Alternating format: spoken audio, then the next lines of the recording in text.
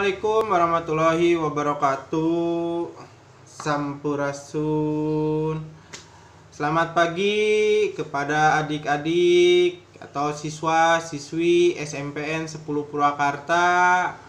Di pagi yang cerah ini Bapak akan menjelaskan atau memberikan materi mengenai seni anyam bambu, ya.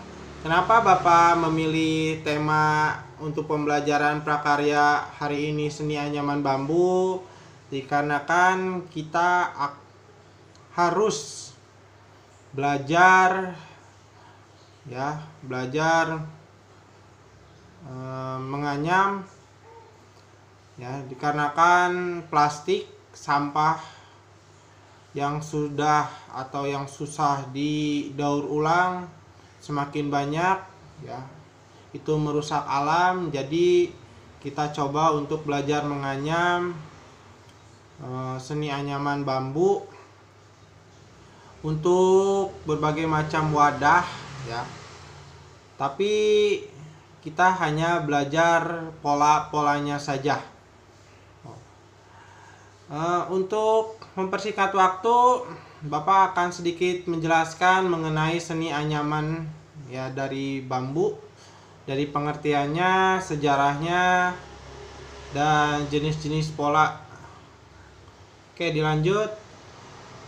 Dari pengertian seni anyaman itu sendiri, seni anyaman adalah proses penyilangan bahan-bahan daripada tumbuh-tumbuhan untuk dijadikan suatu rumpun yang kuat, ya. Rumpun itu wadah, ya, yang kuat dan boleh digunakan, ya. Bahan-bahan tumbuhan yang boleh dianyam ialah lidi, ya, kalian tahu lidi, rotan, bambu, akar buluh, ya.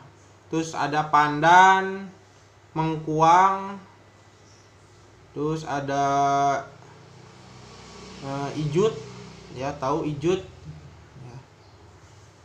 Ijut itu dari ilalang, ya. Dan bahan ini biasanya mudah dikeringkan dan lembut, ya. Oke, untuk sejarahnya kerajinan seni anyaman, motif anyaman adalah bukti kekayaan tradisi Indonesia. Ya, motif anyaman muncul karena adanya seni menganyam bambu akan menjadi barang-barang kerajinan. Kerajinan anyaman bambu akan menghasilkan yang berbeda. Semua motif yang muncul tergantung dari bentuk anyaman bambu yang dibuat. Jadi semuanya berbeda-beda, nggak akan sama, ya, bentuk-bentuk anyamannya. Oke, sejarah anyaman di Indonesia merupakan masalah yang masih diperdebatkan sampai sekarang. Ada dua teori mengenai awal mula masuknya keahlian menganyam di Nusantara. Teori pertama adalah menganyam merupakan keahlian asli dari orang Melayu termasuk Indonesia. Teori ini diperkuat dengan ditemukannya tempat tinggal dan tembikar yang terbuat dari anyaman. Hal ini tidak dimiliki di daerah lain. Ada beberapa fakta mengenai hal tersebut. Yang pertama, pada zaman dahulu anyaman merupakan pekerjaan para wanita, ya,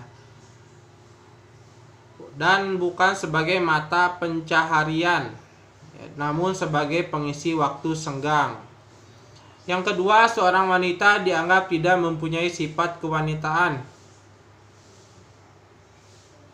yang lengkap jika dia tidak mahir dalam seni anyaman. Ya, jadi untuk para wanita mungkin kalian sedikit jago dibanding laki-laki, ya. Yang ketiga, anyaman dahulu hanya alat untuk kegunaan sendiri atau sebagai hadiah dan sebagai kemasan hantaran saat berkunjung pada sahabat atau keluarga. Jadi untuk wadah-wadah, karena zaman dahulu tidak ada yang namanya plastik, ya. Jadi wadahnya itu dibuat dengan anyaman. Beberapa anyaman, yang keempat, beberapa anyaman dibuat dengan bentuk yang sangat besar yang digunakan sebagai alat saat bepergian untuk menyimpan pakaian, barang dagangan, serta pada zaman penjajahan digunakan untuk menyimpan senjata yang akan diselundupkan. Tuh, fungsinya banyak ya. Ya, untuk bisa digunakan untuk menyimpan pakaian. Ya, tapi jangan ditiru untuk penyelundupan barang-barang, itu jangan ditiru. Ya. Menurut sejarah, para pengikut Sunan Gunung Jati mengajarkan sebagai kerajinan tangan untuk menarik minat masyarakat untuk memeluk Islam. Ternyata dengan cara ini perkembangan Islam sangat pesat hingga tersebar di Jawa Tengah. Anyaman itu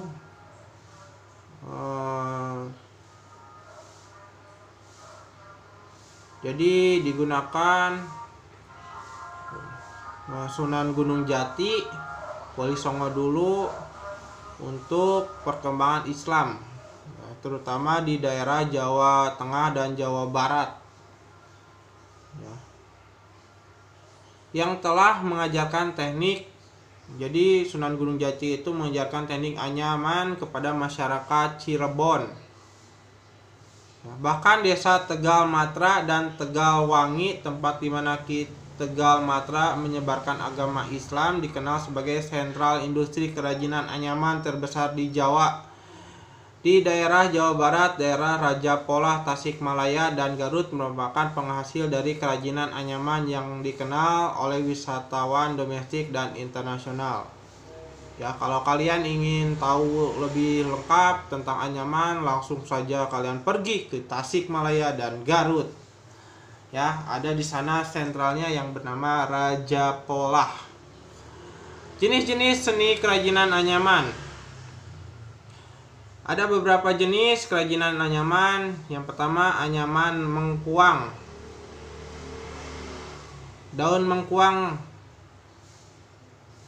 Ya, daun mengkuang, tikar, tudung saji, bekas pakaian, dan lain-lain. Anyaman pandan, ya, daun pandan, duri, tikar, sembayang, hiasan dinding, anyaman bulu, jenis-jenis buluh yang sesuai bakul, bekas pakaian, nyiru, dan lain-lain. Anyaman rotan, ya, anyaman rotan bisa diproses menjadi bakul, ya, tempat buayan anak, ya, eong-eong. Anyaman lidi, ya, bisa dipakai jadi tempat buah-buahan. Anyaman ribu-ribu, paku pakis ribu-ribu, tempat tembakau. Pemilihan bahan yang tepat untuk dianyam, ya, ada 10 nih, ya, dengerin, ada 10 bahan yang tepat untuk dianyam. Yang pertama itu daun pandan, ya. Yang kedua rotan, yang ketiga bambu, yang keempat janur, yang kelima daun lontar, yang keenam kertas, yang ketujuh kulit kambing, yang kedelapan mendong, yang kesembilan eceng gondok, yang kesepuluh daun pisang. Ya, itu adalah 10 jenis anyaman, ya, yang harus kalian ingat. Bambu bersifat lunak, ya, mudah dihaluskan dengan pisau atau amplas, ya, dan ada teknik-teknik menganyam. Anyaman tunggal, yang pertama anyaman tunggal, yang kedua anyaman bilik, yang ketiga anyaman teratai, yang keempat anyaman bunga cengkih, ya. Itu adalah jenis-jenis atau teknik-teknik seni kerajinan anyaman. Jadi ada 4, ya. Teknik anyaman berbentuk motif. Motif anyaman bambu juga didapat dari teknik anyaman yang berbeda-beda. Teknik anyaman terdiri dari beberapa yaitu anyaman tegak, anyaman serong, anyaman kombinasi, anyaman membelit, anyaman pita, anyaman melingkar ya. Contoh anyaman ya, nanti kalian bisa dilihat di sini nih contoh-contoh anyamannya ya. Oke, kita lanjut. Ada banyak, nanti Bapak akan perlihatkan di sini.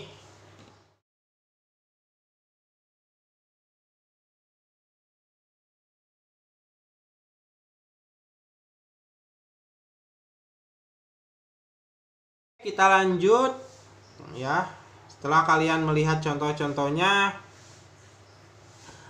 nanti Bapak akan memberikan tugas ya. Tugas ada dua. Yang pertama, kalian harus mengisi soal-soal. Soal yang pertama ya. Soal pertama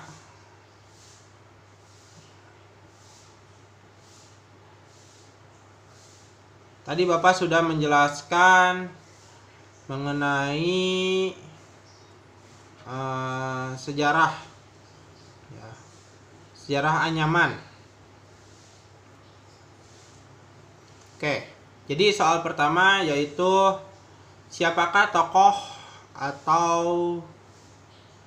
orang yang mengajarkan anyaman bambu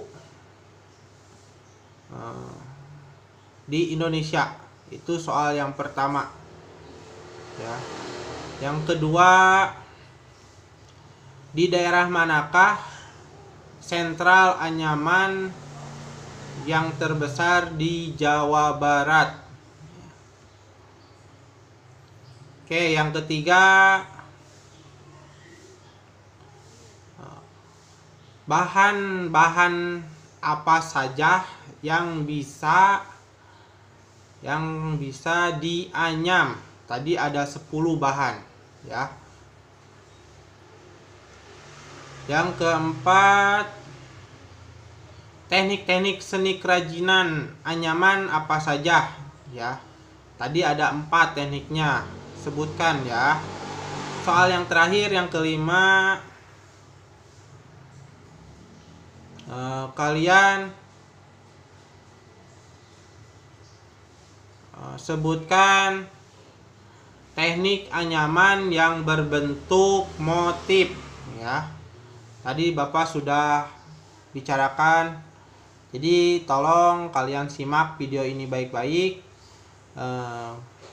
Jangan di skip-skip biar nanti kalian bisa mengisi soal-soal yang tadi Bapak berikan. Oke, untuk tugas kedua ya, karena ini pembelajaran sampai 2 minggu ya. Tugas keduanya yaitu kalian harus membuat produk anyaman dari bambu ya. Ini polanya dengan motif anyaman kuda kepang ya. Seperti ini. Ya, motif kuda kepang. Ini rumusnya. Ya, rumus anyaman motif kuda kepang. Ya, lebih jelasnya ini.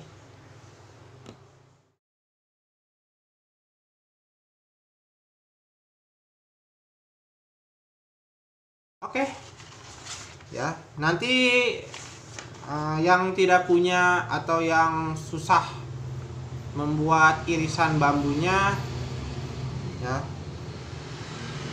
di Bapak akan disediakan ya bambunya ya, harganya itu 10.000 ya. Nanti kalian akan mendapatkan sebuah irisan bambu atau bahan-bahannya ya, ukuran 20 cm itu 10 buah dan ukuran 10 cm itu 20 buah.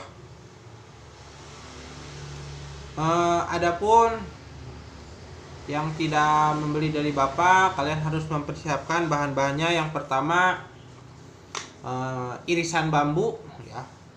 Irisan bambu ukuran 20 cm ya, dengan ketebalan itu capai 0,55 ya, dengan lebar 1 cm ya, istilahnya lebarnya 1 cm, panjangnya 20 cm, itu berjumlah 10 ya. Untuk panjangnya yang ukuran 10 cm, kalian harus dengan jumlah 20 buah. Jadi semuanya total 30 buah ya untuk tugasnya. Ya, tadi sudah dikasih tahu contohnya, rumusannya, dan ini adalah contoh produk anyaman berdasarkan rumusan yang tadi ya. Ini nanti hasil akhirnya kayak begini ya. Hasil akhirnya kayak begini. Yang lebih jelasnya di sini.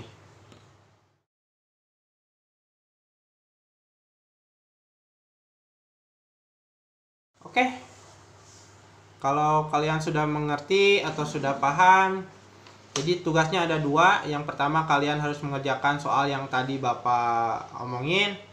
Yang kedua, kalian harus membuat suatu produk anyaman bambu ya, dengan pola atau dengan motif kuda kepang.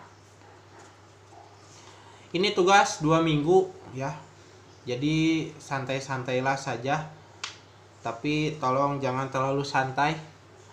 Yang penting kalian jaga kesehatan, tetap di rumah, jangan lupa cuci tangan, pakai masker kalau keluar rumah, mandi 3 kali. Ya mungkin kalau yang malas mandi kayak siapa gitu ya, banyaklah ya, jangan malas-malas. Sekian video dari Bapak. Bila ada pertanyaan atau masukan, tolong chat langsung ke WA Bapak. Adapun absen, akan Bapak absen untuk pertemuan ini. Tugas yang pertama ya, nanti kalian jawabannya tulis di kertas lembar, lalu fotokan langsung ke Bapakan lewat Japri saja ya. Untuk tugas yang kedua, kalian kerjakan dengan 2 minggu ke depan. Nanti tolong dikasih nama, pada saat kalian masuk tolong kumpulkan. Sekian dari Bapak, wabillahi taufiq wal hidayah. Wassalamualaikum warahmatullahi wabarakatuh. Dadah.